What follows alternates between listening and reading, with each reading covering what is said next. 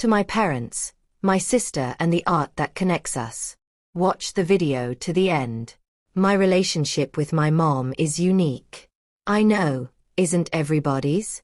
But really, it is. Primarily, I think it's because my mom is a teacher at the high school I attended. She's around people my age-ish, constantly, so we can connect over culture in ways that most other parents and children probably cannot. For 4 whole years, we were never more than 100 feet from each other, no matter the time of day.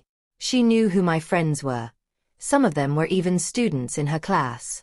If I was talking about any high school drama with her, she actually knew who I was talking about. If I was complaining about a class, she knew the teacher.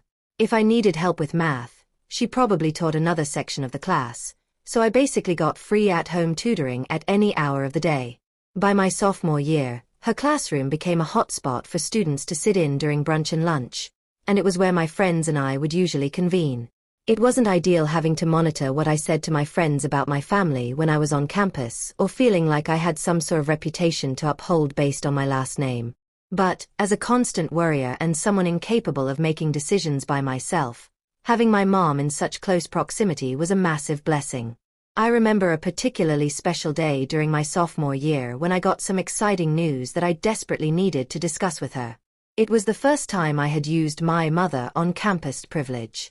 I lied to my English teacher and claimed I needed to use the restroom, only to sneak off to her classroom during her prep period.